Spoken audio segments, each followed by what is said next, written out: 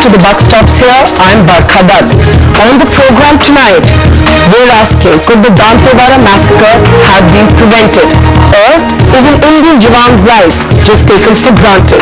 3 days after the massacre, are the Jawans who were killed so brutally, so mercilessly, already in danger of becoming a mere statistic? How will the murder of these Jawans change the government's approach in their anti-Naxal operations? So far, there seems to be no clarity on what the government will do next. The government appears divided over the use of air power. Is it time to send the army in? The army chief himself has said that lives could have been saved if the operation had been better planned. But he's also warned to think about the implications of using either air power or the army against India's own people. We look at all the ramifications of this story that continues to dominate headlines through this week and has serious national implications. But first, let's get started with the headlines. No consensus within the government yet over whether air power should be used in anti-Naxal operations. Sources say the Defence Ministry remains opposed to the proposal. Could the massacre at Dantewada have been averted? The Army Chief says it was clearly a flawed operation, warns, think of the implications of using the military. We take a hard look at the dismal living conditions of paramilitary soldiers serving in India's heart of darkness. Our debate tonight is an Indian Jawan's life taken for granted.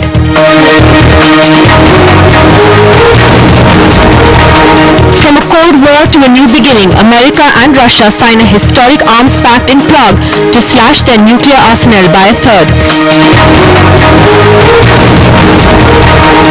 And the original queen of the court, Martina Navratilova, on battling cancer.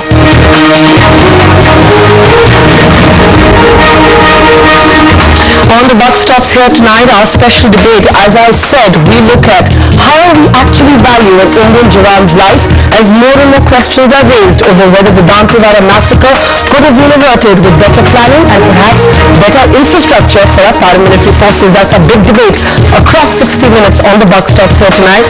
Like every night, you can take part in our debate online. Our webpage is ndtv.com/buckstops here. Voting is now open on the debate of the evening. You can also post your comments on our webpage, or if you prefer, like every evening, you can tweet your comments. We'll carry your tweets through the length of the debate. My Twitter handles @VDutt. And now to start with our top story this evening.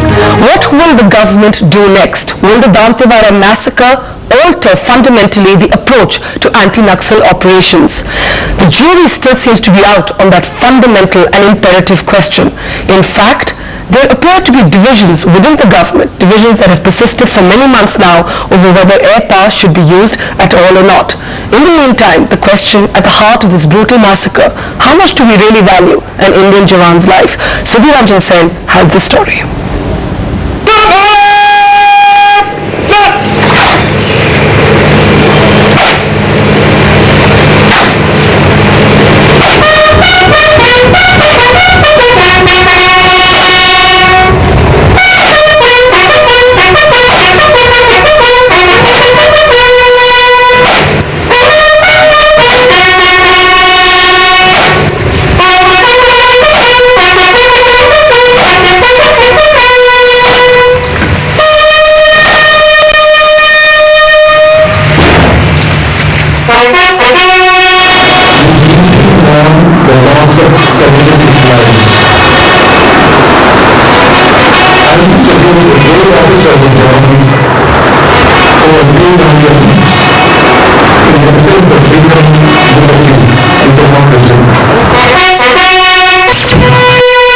The country is in shock. 2 days ago, 75 CRPF Jawans fell prey to Naxalites. The worst such attack India has ever seen. These Jawans of the 62nd Battalion of the CRPF, mostly in their 20s, were outnumbered and outwitted by a determined and savage enemy.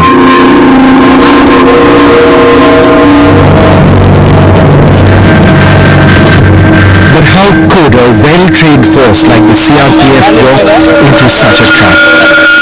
Chhattisgarh police say they misread the ground situation. The only cause may not be what many people are saying. The cause may be very genuine, that in night time they just missed that ambush point and walked into a trap. The area domination exercise was planned by the highly experienced CRPF DIG Nalin Prabhat, who had taken up the assignment just a week ago. But there were serious lapses. The CRPF undertook a solo operation despite the local police knowing the terrain better. A vital mistake was taking the same route to go in and return. They wrongly executed tactical moves and maneuvers. And sources say the Jawans appeared to have bunched up in one area, making them an easy target for the Naxals.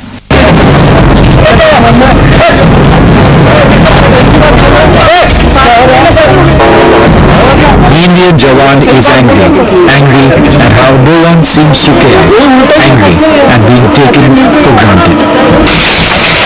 A CRPF Jawan makes a paltry 10,000 rupees a month, going up to a maximum of 25,000 rupees. But what's worse are their living conditions. A CRPF camp in the Chinta Gufa forests on the Chhattisgarh-Andhra Pradesh border.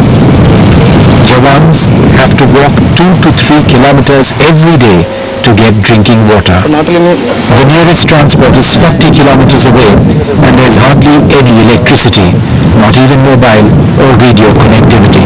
There is a huge amount of anger in the Jawans inside. They will not speak to the media because they say the media doesn't understand how difficult it is to fight.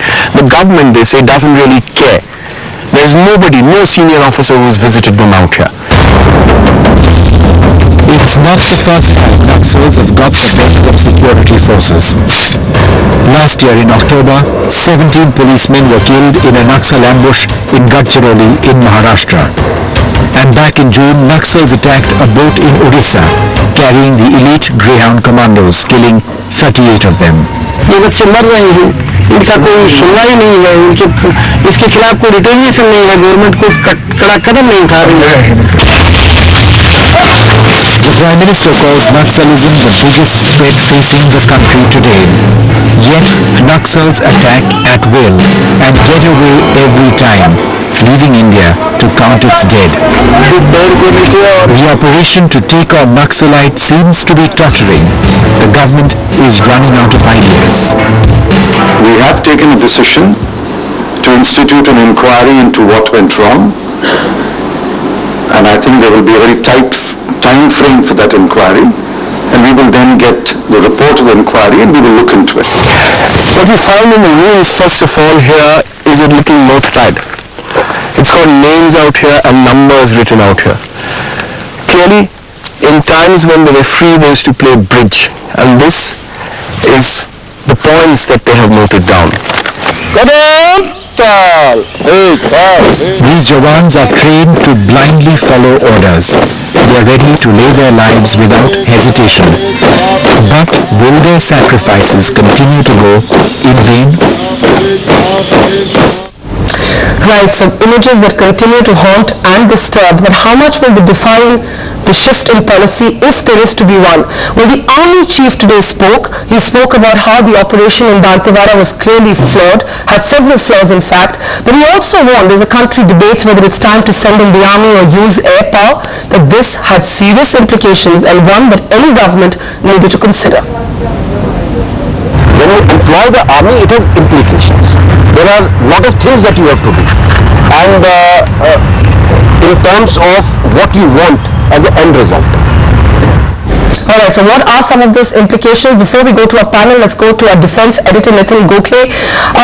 Nitin, we've seen actually two different points of view within the government, not mainly after Dantewada, but in fact before Dantewada, we know that there are sections of the government that have said that it is time to use air power, at least to provide covering fire to soldiers, and if that covering fire had been available to these soldiers, perhaps the outcome could have been less tragic. Now you have the army chief saying, look, think very seriously before you use the military, whether air power or the army. What are some of the implications if indeed we move away from paramilitary forces to using the mainstream military for anti-Naxal operations? Well, Barka, there are just three quick points I want to make, the three implications that are possible. One is that if you have to send in the army, then you will have to impose the Armed Forces Special Powers Act. And you don't want more than 1/5 of your territory under Armed Forces Special Powers Act. That is what I think one of the first implications. Second is India does not have limitless army troops.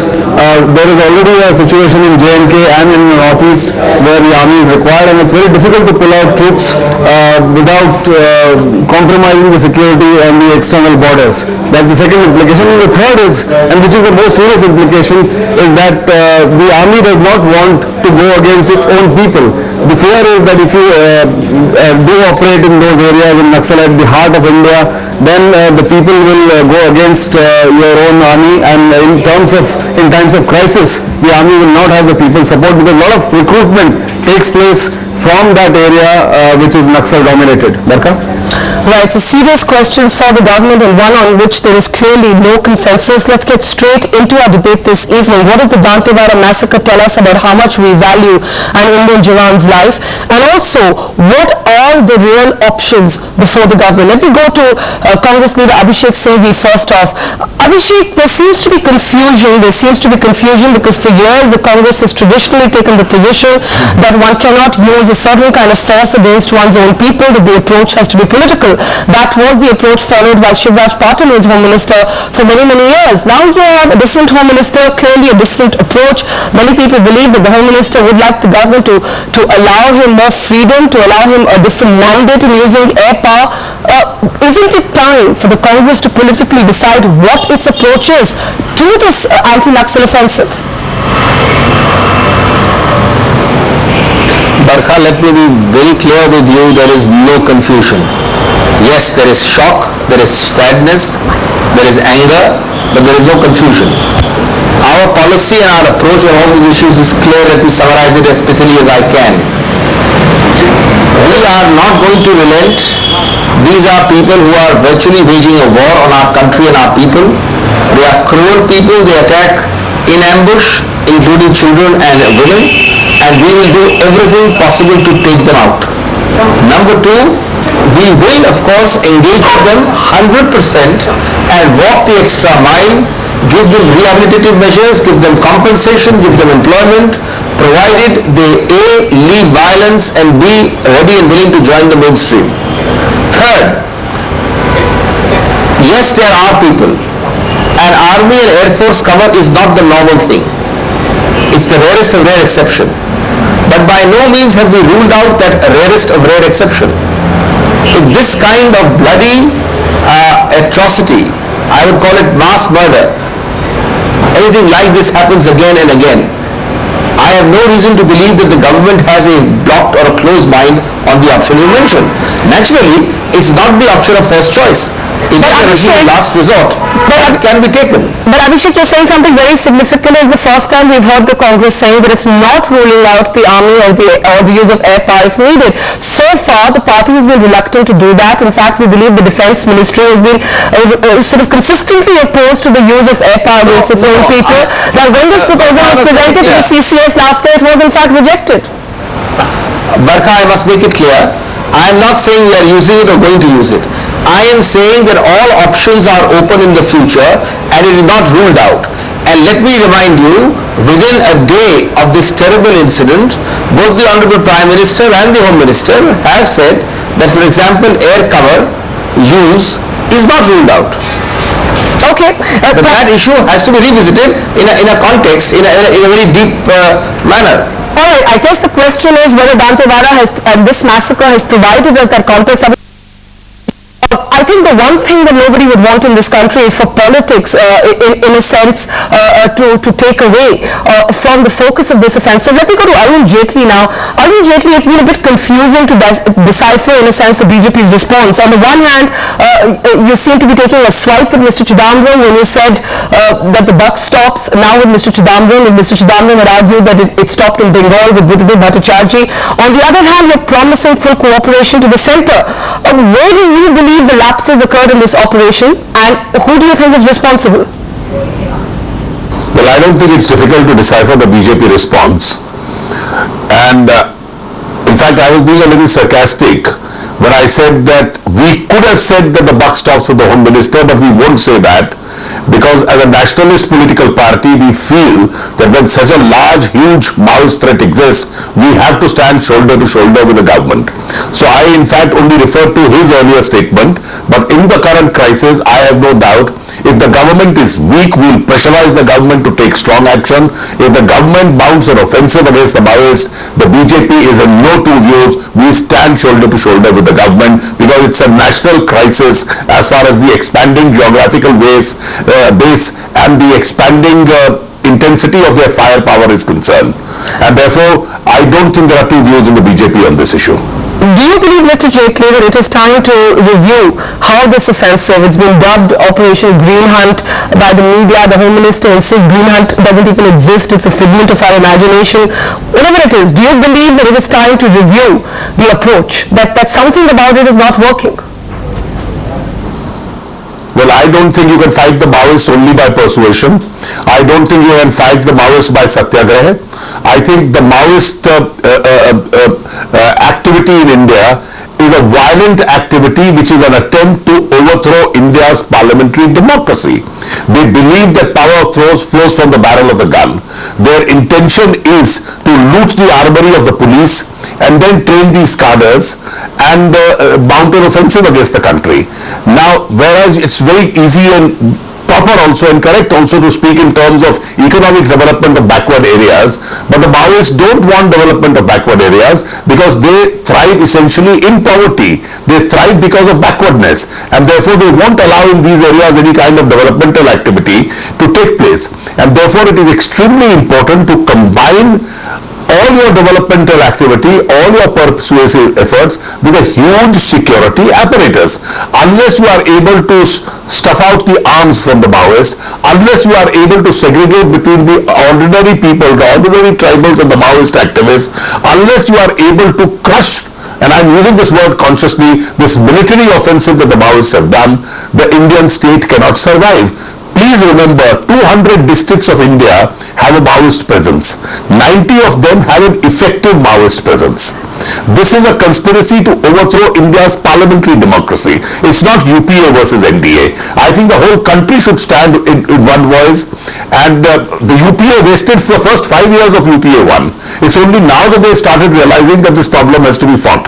They had political compromises over there with them on election eve, and now that they've realized it, I don't think the Home Minister should be persuaded to soften his approach or to adopt any other alternative approach. All right, but can I ask you, Mr. Jaitley, quickly before I go to my other panelists, on this contentious debate over the use of air power, over perhaps bringing in the military, what is the BJP's view?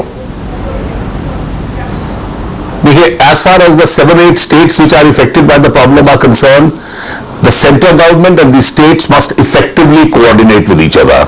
How much military force is to be used, how much security force is to be used, is an assessment which politicians can't make. This is an assessment which has to be made by the security experts. This is an assessment to be made by people who are actually fighting the Maoists on the ground. And therefore, I think the government with the entire security apparatus at its disposal is in the best position to decide whether the air action should be taken or not, whether army should be called or not. Let me tell you, if the Home Minister doesn't act now, which he is supposed to, 2 years from today, probably most of these districts will be under army control. There will be no civilian administration left.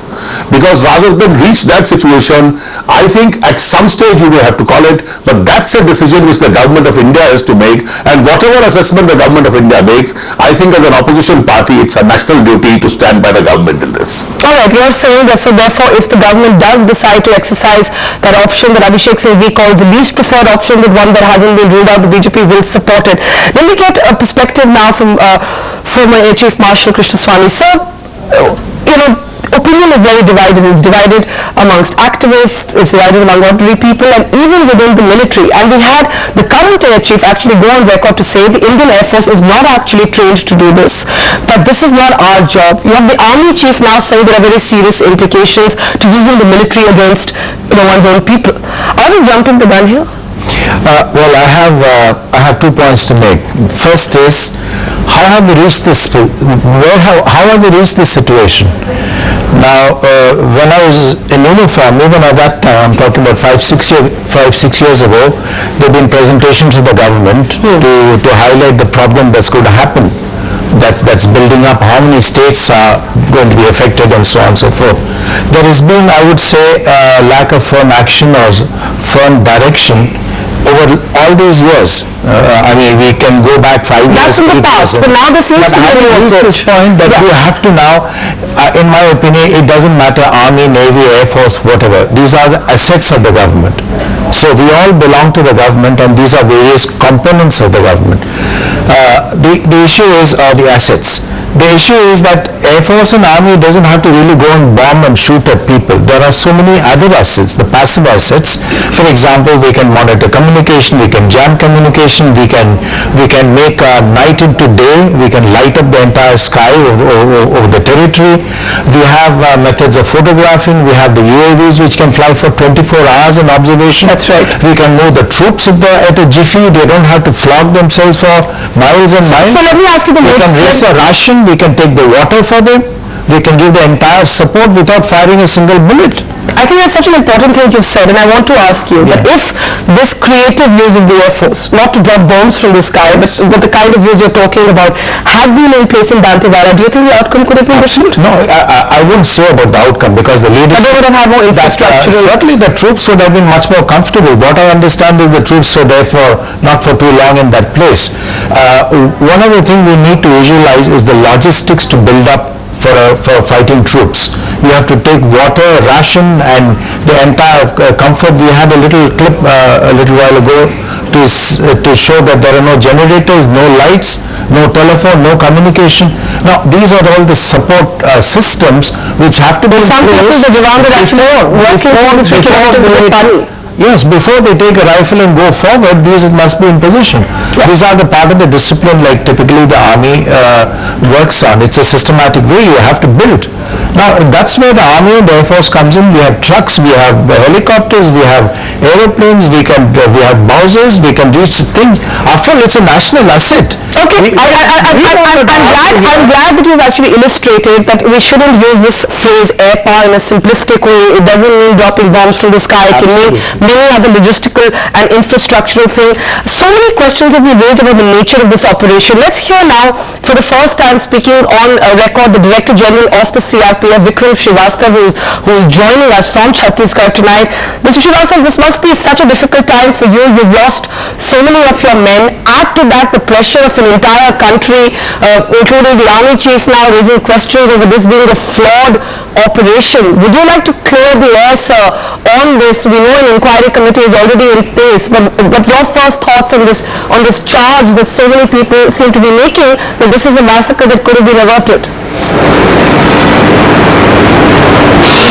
This was one of our various companies which was in operation here, and they were on area domination duty, and they were ambushed by a group of Naxalites, and they have fought valiantly and bravely, and I'm sure they have inflicted a lot of damage on the other side.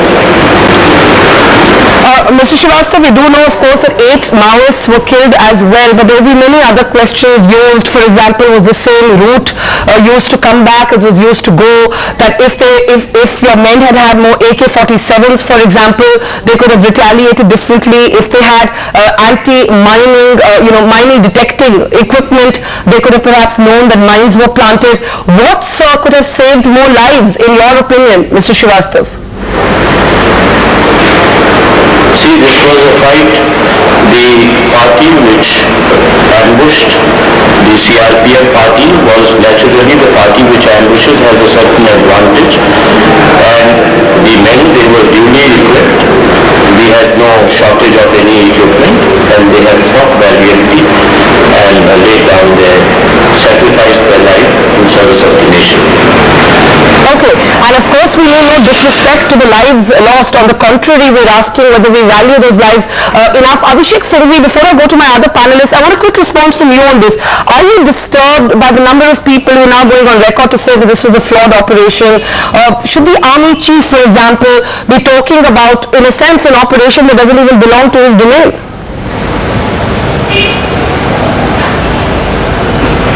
Look, the way I look at it is, if you have constructive suggestions about improvement in logistics, they are welcome.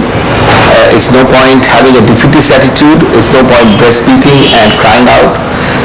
There obviously, I don't think anybody, including the government or the official sources, will deny that something must have gone horribly wrong. And I think that approach has to be constructive to spot those flaws and to ensure that there is no such recurrence.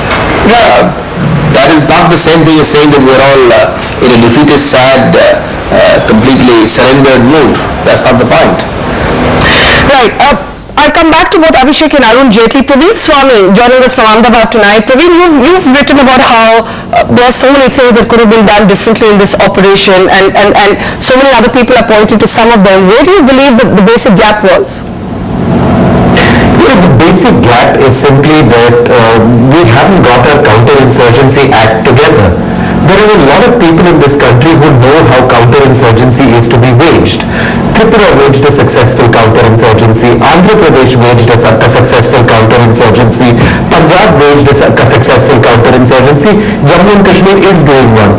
And you know the strange thing? None of those people who actually know what they're doing are being consulted on what needs to be done. Instead, a bunch of politicians and bureaucrats who've never seen a bullet fired in anger will make these decisions.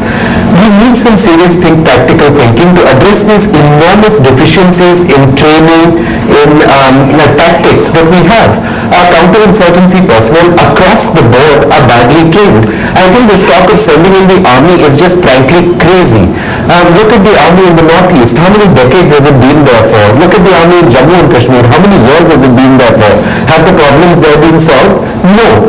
We need to build capacities. We need to understand that building those capacities takes time, and we need sustained public pressure on our government to make these things happen. Sadly, we've had big tragedies like this before. We had a Rajnandgaon, we had the Eastern Frontier Rifles massacre. For every time for 3 days there's a bit of hoo-ha about it, and then everyone forgets, and it goes back to business as usual.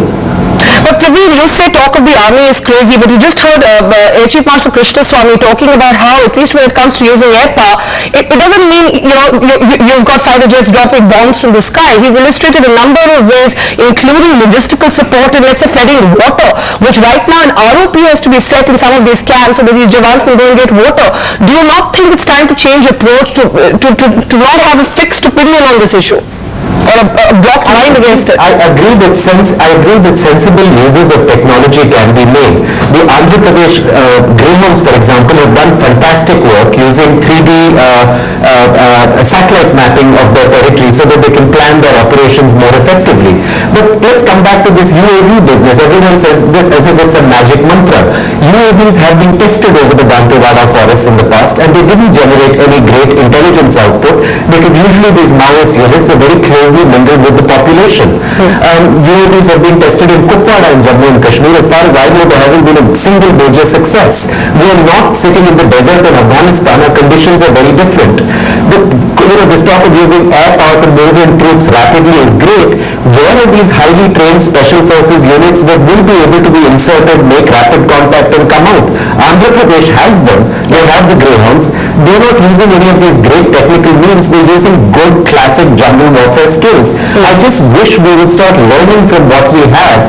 And I find it such a terrible tragedy that officers who really know their stuff are never being heard in the corridors of power. Instead, a bunch of people, as I said, who've never heard a bullet fired in action end up making decisions in this. Who is your reference to, Praveen? Before I go to Swaranjit Sen, who is your reference to? Who do you think is driving this policy? I find it amazing, what's happened with the CRPF Cobra battalions. These were supposed to be elite Cobra battalions. Their headquarters is in Delhi. None of the officers, say, involved with the running of the Greyhounds or with highly successful counterinsurgency operations in the jungles of Tripura had any role in raising these formations. We reinvent the wheel at every stage with these petty little fiefdoms, which consists of people fighting each other to make sure that nobody else steps on their little empire. And we cannot run a country like this. We are sending out our boys to be killed. That to me is an outrage. And it should be an outrage. Swaranjit Sen, as someone who's battled this, where do you think we're missing the plot? Well, in this particular case, I feel that it is poor leadership and professional response, plus very poor political will. Why do you say that? I mean, this government has made so much, this government has marked a shift in its approach to the Naxal issue. At least we're all talking about it. Earlier we would never even talk about it. Which government are you talking about? I'm saying at least now we're debating. Which government are you talking about? I'm saying at least now we're debating the Naxal issue. But go ahead, complete your point. Where are we missing the? I'm talking about the government where this problem has occurred. I'm talking about the political will there.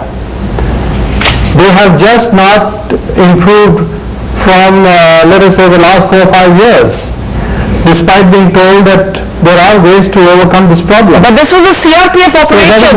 This was a CRPF operation. Why blame the state government, Swaranjit? No, but it's the state government which is responsible to ensure law and order prevails. It's only in an extreme situation that the central government sends in the forces. I feel it is totally wrong that the forces which are coming from outside have to decide what to do according to the situation which is prevailing there. In Andhra Pradesh that never happened. It was the police, the Andhra police that decided, and they came only in support. We're very grateful to them, but that is how it should work. Where is the local police and where is the state police? Why is it that CRPF has to take independent action? Has the situation gone that bad? And if it has gone that bad, don't you think it is a failed state? Okay, but this kind of a situation can occur in other states also. But given how many states, but sorry, I'll come back to you, but given how many states from Odisha, Bihar, Chhattisgarh, Jharkhand, Bengal, are we going to call all of them failed states? Are we not going to bring in a human and political perspective? Because this is not just guns and toys. This is people. And there are poor tribals. There are people who are deprived. Yet, some would say, the government is saying again and again to the Maoists, endure violence, we'll talk. What more can the government do politically, according to you? Well, look, essentially it is a political problem. As you've seen, the armed forces and the paramilitary have been in other conflict situations in India, in the northeast, in Kashmir for years. And there has been a systematic violation of rights. The armed forces have got killed, and the conflict is essentially civilianized, and it's a low-intensity, asymmetric conflict. So the solution has to be first to identify the root causes. Why is it that this conflict is spreading like wildfire across states, and people who are living these so-called Maoists? But doesn't it become very difficult to create an environment for political dialogue when you see an entire company of soldiers just wiped out? I mean, surely violence can't be rationalized. Absolutely not. Violence cannot be rationalized, and the kind of tactics the Maoists are using, it's an insurgency, and you do need a consolidated effort to counter it. But at the same time, you cannot have this binary that you're either, you only have force as one way out. You You have to have sustained and very quick development which is people oriented. People have to have a stake so they identify who their partners are, that they're the ones who are on the ground, who know when the Maoists are going to attack. They're the ones who can actually give you the real information. So you have to have them on your side. And how do you have them on your side? If the police is not getting water, as they said, the people have not been getting water for years. There is structural violence which is rooted in these areas in a huge way. And all that also has to be addressed equally. Fair enough. And let me get last comments from our two politicians before we thank them tonight, and then come back to the rest of the panel. Abhishek Singhvi and Arun Jaitley, to both of you. Abhishek Singhvi, do you see this issue as essentially a political problem at the heart of it, or do you now see it as a war? Mr. Chidambaram said that he had not used the word war, but if this was a war, then it was a war that had been thrust upon the state by the Maoists. But do you believe that this is a war, or do you believe that this is a political crisis? No, I think, Barkha, each of those two phrases is wrong. Certainly we don't believe it's war in that literal sense. We believe it's war in the colloquial sense. This is a very, very bad insurgent movement which has to be met politically and with the forces. There's no doubt about it. Now, politically means that we are ready to talk with them, to address the issues, to deal with the civilian problems, the logistics, the civic amenities, the development goals, but absolutely not through the barrel of a gun. And that's where the security angle comes in. We will not relent, as I said, and we will make sure that the violence will stop. So it's a mix of both. All right, and then maybe some would say the solution has to be a mix of both as well. Last comment from you, Arun Jaitley. Is it a bit of passing of the buck here, since this, like the title of the show, this seems to have become the phrase of the week? Now Mr. Chidambaram says it's up to the state's chief ministers to determine a course of action, and the operational commanders there. The BJP seems to be saying it's up to the government to decide what policy to follow, and the BJP will support it. Who's taking responsibility and saying the buck stops here? I don't say that at all. On the contrary, I say there is no dispute between the centre as far as the states are concerned. And therefore, most of the states, Chhattisgarh, where this incident has taken place, Chhattisgarh, the state government fought the Maoists alone. The central government filed affidavits against the Chhattisgarh government to the Supreme Court. They allowed the Chhattisgarh government to be discredited in the fight against Maoists. It's only now that the central government has changed its stand, and I see there is a lot of effective coordination between the Chhattisgarh government and the central forces. There's a large presence of the central forces, and therefore we welcome that coordination, and there is no difficulty at all. We are not going to make it a state versus central issue unless we are compelled to do so. All right, so at least for once we will not say political squabbling. Even so, is there a consensus? We'll thank our political guests now, Abhishek Singhvi and Arun Jaitley. Thank you so much, but we'll take a quick break. On the other side of the buck stops here, we'll ask our panel what they believe the consensus should now move towards. There seems to be no consensus at all in this country. Is that part of the problem? How should we be dealing with the Maoists? That's coming up after the break.